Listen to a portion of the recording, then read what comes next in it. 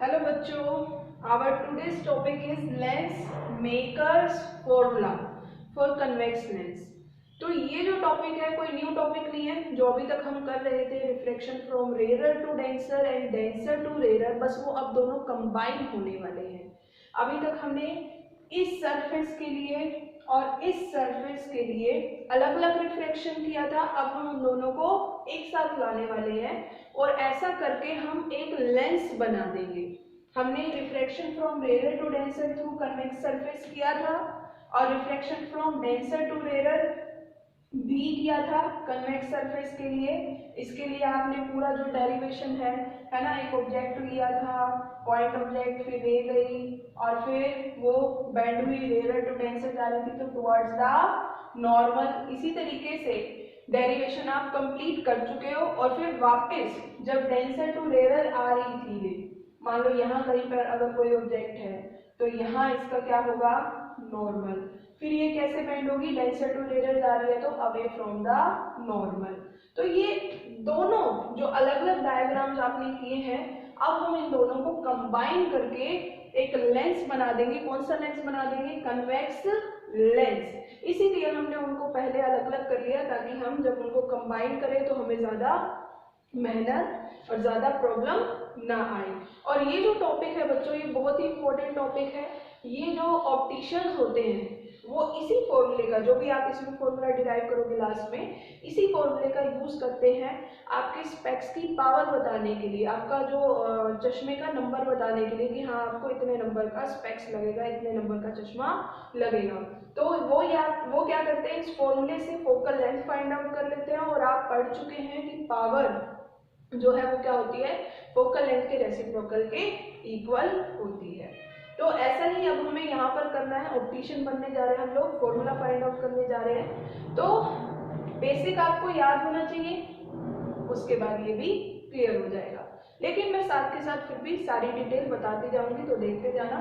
तो क्या किया हमने, ये हमारा फर्स्ट कन्वेक्स सरफेस ले ली, ये हमारा ऑब्जेक्ट है। ऑब्जेक्ट से रे गई इंसिडेंट हुई यहाँ पर, और आपको मैंने पहले ही बता दिया है ये अगर नॉर्मल है, ठीक है, ये फर्स्ट सरफेस है तो इसका नॉर्मल इसी साइड होगा। मैं इसमें कोई चेंज नहीं कर रही हूँ, मैंने आपको यही बता दिया है। तो ये बेंड हो जाएगी टुवर्ड्स द नॉर्मल, ठीक है। अगर ये सरफेस एक ही सरफेस ले रहे थे तो हमने उसको प्रिंसिपल एक्सिस पे मिला दिया, बट ये सरफेस अकेली नहीं है, इसके बाद एक और सरफेस भी है। ये मीडियम आपका कौन सा है, रेयर, ये मीडियम कौन सा है, डेंसर, और वापिस से कौन सा मीडियम है, रेयर मीडियम।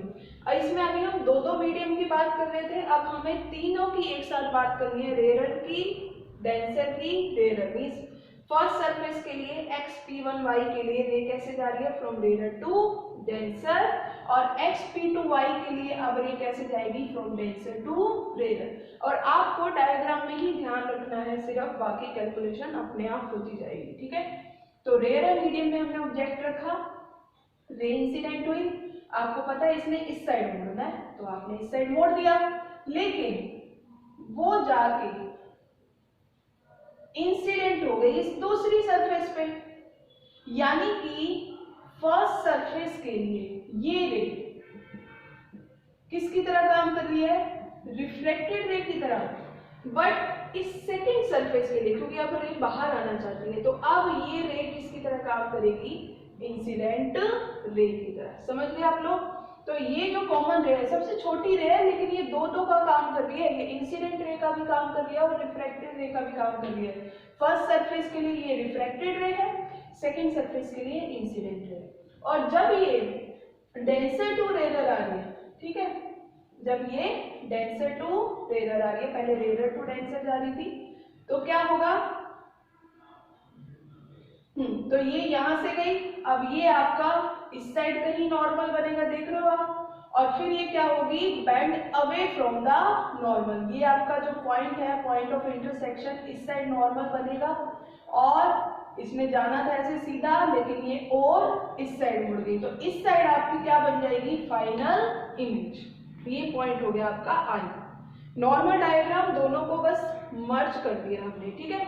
और ये जो हमारी रे है, अगर यहाँ पे ये इंटरफेस ना होता तो ये रे चुप करके कैसे निकल जाती है, ऐसे सीधा, और इस पॉइंट को हम किससे डिनोट कर देते हैं, आई डैश से। डायग्राम आपको आई होप क्लियर हो गया होगा, नॉर्मल डायग्राम है और दोनों को मिला दिया हमने जो इससे पहले वाले टॉपिक में हमने किया था। लेकिन फिर भी अगर आपको कोई डाउट हो तो एक बार पिछली वीडियो भी देख लेना, ठीक है।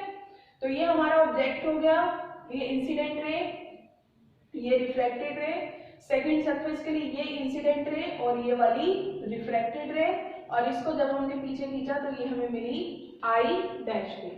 बाकी अब आपको पता है अगर ये लेंस है, ये इसका ऑप्टिकल सेंटर है मान लो, तो ये दोनों ओ है तो आप इसको ओ डैश मान लो।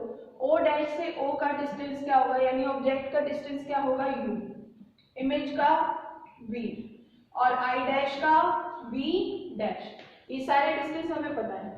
अब हम इसमें क्या करना है, अब हमें यहाँ पर अल्फा बीटा गामा का यूज नहीं करना, मैं आपको पहले बोल चुकी हूँ, हम डिटेल में सारा कर चुके हैं। अब हम इन दोनों को बस कंबाइन करके एक फाइनल आंसर फाइंड आउट करेंगे। तो आपको रेयर टू डेंसर के लिए क्या एक्सप्रेशन आता था फाइनल, वो लर्न होना चाहिए, और डेंसर टू रेयर के लिए, तो रेयर टू डेंसर के लिए क्या आता था, मैं चलो यही राइट कर देती हूँ, μ2 upon v minus μ1 upon u is equal to μ2 minus μ1 upon r. ये आपका फाइनल एक्सप्रेशन आता था फ्रॉम रेयर टू डेंसर के लिए। अब रेयर टू डेंसर के केस में ध्यान से देखो, यहाँ पर थोड़ा सा सिंबल में चेंज आएगा।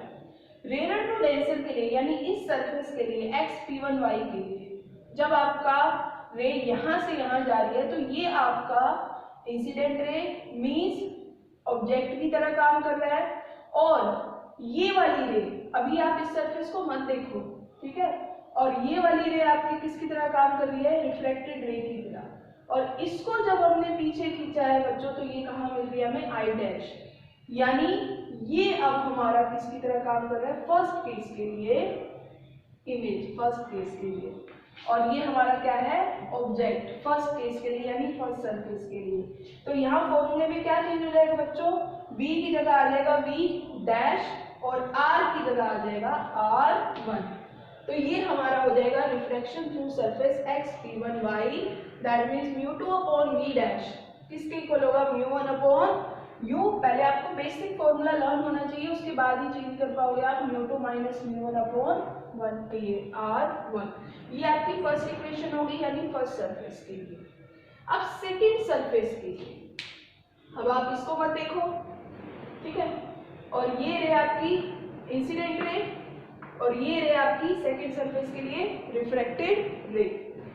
और इंसिडेंट रे आपको पता है ऑब्जेक्ट की तरह बिहेव करेगी, और इंसिडेंट रे को जब हमने पीछे की तरफ खींचा है तो ये हमें कहाँ मिलती है, आई डैश, यानी आई डैश अब हमारा ऑब्जेक्ट की तरह बिहेव कर रहा है सेकंड केस के लिए, और बी हमारा किसकी तरह बिहेव कर रहा है, इमेज की तरह बिहेव कर रहा है सेकंड केस के लिए। तो देख रहे हो, जो फर्स्ट केस के लिए इमेज थी फर्स्ट सरफेस के लिए, वो सेकंड सरफेस के लिए क्या हो गई है, ऑब्जेक्ट हो गई, क्योंकि ये रे दोनों में है, कॉमन है।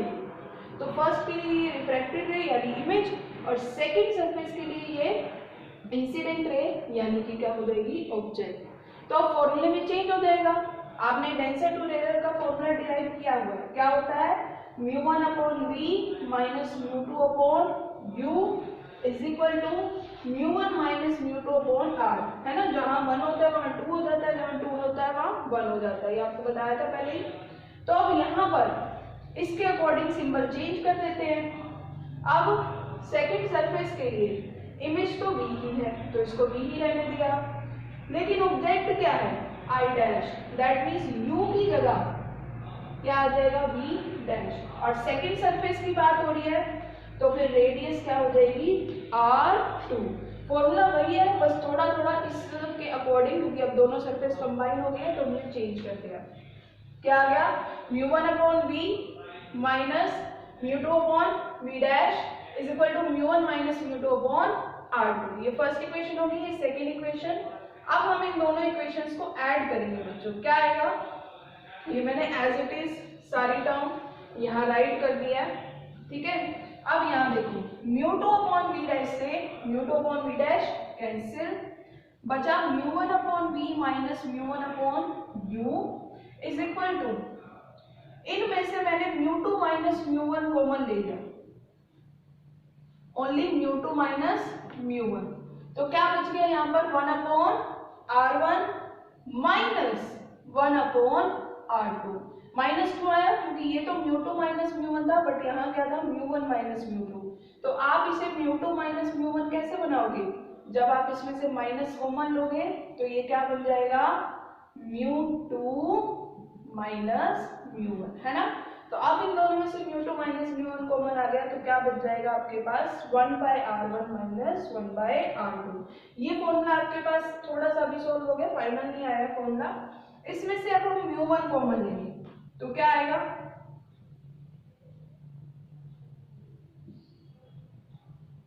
1/v minus 1/u।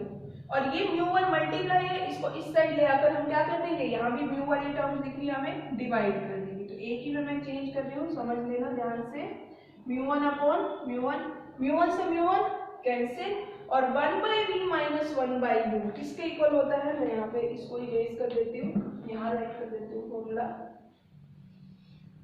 ये सब समझाने के लिए था, मैंने आपको ये डायग्राम लिख लेना है। तो 1/v माइनस 1/u इसके इक्वल होता है लेंस फॉर्मूला। इसको क्या कर देंगे 1/f, ये हम डिराइव कर चुके हैं। μ2 अपॉन μ1 किसके इक्वल होता है? Absolute refractive index, that means mu minus 1, क्योंकि ये तो कैंसिल हो चुका है पूरा। और इस साइड क्या बच गया 1/r1 माइनस 1/r2। तो 1/f किसके इक्वल हो गया mu minus 1 into 1/r1 minus 1/r2, and this is known as lens makers formula. ठीक है, तो ये हमारा फॉर्मूला डिराइव हो गया और 5 मार्क्स में आ जाता है, इंपॉर्टेंट है और वैसे भी आपके काम आएगा ही कभी ना कभी तो। और अब हम इसी में थोड़ा सा चेंज करके एक और कंसेप्ट समझने वाले हैं जिससे रिलेटेड न्यूमेरिकल्स आते हैं बच्चों आपके। तो क्या है ये concept? If lens is dipped in water.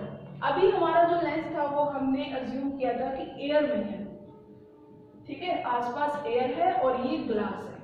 लेकिन अब आपको एक क्वेश्चन पूछ रहा है, वो न्यूमेरिकल पूछ रहा है, if the same lens is dipped in water, अगर इसी सेम लेंस को हम वाटर में डिप कर दें तो उसकी फोकल लेंथ, क्योंकि इस फॉर्मूले से हम फोकल लेंथ ही तो फाइंड आउट करने वाले हैं, तो इस लेंस की फोकल लेंथ पे क्या इफेक्ट होगा? Will it increase, decrease, remain same और नन ऑफ दीज? जैसे आपको 4 ऑप्शन दे दिए, तो अब आप इसको अपनी इमेजिनेशन से भी इसका आंसर बता सकते हो। लेकिन अगर आपसे वैल्यू पूछ ली तो उसके लिए तो आपको फॉर्मूले में पुट करनी पड़ेगी, वैल्यू सॉल्व करना ही पड़ेगा। तो पहले हम फॉर्मूले से समझ लेते हैं और फिर आप इसको बाय ट्रिक कैसे फटाफट इसका आंसर बता सकते हो देख के ही, वो मैं बताऊंगी। तो सबसे पहले हमारा फॉर्मूला तो यही है, जब एयर के लिए, अभी क्या है एयर के लिए हमने फोकल लेंथ फाइंड आउट करनी है, तो हमने अपने जो वेरिएबल्स हैं इनको थोड़ा थोड़ा चेंज कर दिया अकॉर्डिंग टू एयर। तो फोकल लेंथ इन एयर किसके इक्वल होगी? म्यू 2/μ1 होता था ना, तो 2 मीडियम कौन सा है? ये वाला ग्लास, और फर्स्ट वाला कौन सा है? एयर। तो mu g upon mu a minus 1 into 1/r1 minus 1/r2। तो ये जो हमारा फॉर्मूला है इसको हमने एयर के लिए चेंज कर दिया। और अगर हमारा लेंस हमने डिप कर दिया किसमें? वाटर में, तो अब हमारा फर्स्ट मीडियम कौन सा हो जाएगा? वाटर। सेकंड कौन सा हो जाएगा हमारा? ग्लास। और फिर दोबारा से कौन सा हो जाएगा? वाटर। तो अब हमें जो फोकल लेंथ मिलेगी कन्वेक्स लेंस की वो किस में मिलेगी? वाटर के अंदर मिलेगी। तो 1/f वाटर किसके इक्वल हो जाएगा? म्यू जी अपॉन म्यू डब्ल्यू minus 1 into 1/r1 minus 1/r2। तो फॉर्मूले को हमने थोड़ा सा मैनिपुलेट कर दिया अकॉर्डिंग टू आवर नीड। तो यहाँ पर वाटर और ग्लास के केस में हो रहा था, तो यहाँ पर उसकी वैल्यूज हमने पुट कर दी। अब हम इसको थोड़ा सा सॉल्व करेंगे बच्चों। 1/f एयर है और इसमें हमने म्यू ए एलसीएम ले लिया, तो क्या हो जाएगा? म्यू जी माइनस म्यू ए, ब्रैकेट में सेम, और सेम इसको भी म्यू डब्ल्यू हमने कॉमन ले लिया, mu g minus mu W, bracket हो गया 1/r1 माइनस 1/r2। अब इसे आप अज्यूम कर लो इक्वेशन फर्स्ट, इसको सेकेंड, और अब हम इन दोनों इक्वेशंस को डिवाइड कर देंगे on dividing equation first and second. We will get, मैं यहीं पर डिवाइड कर देती हूँ, अगर आप इन दोनों को डिवाइड करोगे ऊपर आप राइट कर देना on dividing equation first and second. तो अब यहाँ देख रहे हो आप एफ वाटर डिवाइड ऊपर जाके क्या हो जाएगा मल्टीप्लाई, क्या वैल्यू आ गई आपके पास f water upon f air, और ये पूरी टर्म एक दूसरे से क्या हो गई, यहाँ क्या हो गया mu g minus mu A upon mu A, और यहाँ क्या हो गया mu g minus mu W upon mu W. ठीक है, ये जो वैल्यू हमने एज इट इज पुट कर दी। अब ये डिवाइड में है, ये ऊपर जाके क्या होगा मल्टीप्लाई, और ये डिवाइड है तो ये दोनों आपस में क्या हो जाएंगे multiply, mu g minus mu W. तो ये टर्म आपके पास, ये फॉर्मूला आपके पास आ गया फोकल लेंथ इन वाटर का, और ये एयर डिवाइड है फोकल लेंथ इन एयर, इस पूरे को भी हम यहाँ पर क्या कर देंगे मल्टीप्लाई। तो ये एक बेसिक फॉर्मूला आपके पास आ गया, तो ये आपको लर्न करना है, न्यूमेरिकल में काम आएगा। और अब आप इस फॉर्मूले को ध्यान से देखो, मैंने आपको कहा मैं आपको शॉर्टकट बताऊंगी कि कैसे आपको फाइंड आउट करनी है कि फोकल लेंथ इंक्रीज होगी, डिक्रीज होगी या रिमेन सेम। तो आप देख रहे हो एयर की फोकल लेंथ से कुछ ना कुछ मल्टीप्लाई हो रहा है, तब जाके किसकी फोकल लेंथ आ रही है वाटर की, यानी फोकल लेंथ वाटर की क्या होगी, वाटर की मतलब कि वाटर में लेंस को रखने के बाद उसकी फोकल लेंथ पहले से क्या हो जाएगी इंक्रीज हो जाएगी, कुछ ना कुछ बढ़ के ही आएगी। ये आपको फॉर्मूले से समझ में आया। अब हम इसको देखते हैं अपने नॉर्मल इमेजिनेशन से, इसको समझते हैं। जब एयर था बच्चों, तब यहाँ रिफ्लेक्टिव इंडेक्स कितना था 1, ग्लास का रिफ्लेक्टिव इंडेक्स होता है 1.5, और वापस एयर में आ रही है तो कितना रिफ्लेक्टिव इंडेक्स हो गया 1। तो आप देख रहे हो इनका जो डिफरेंस है वो कितने का है 0.5 का डिफरेंस है।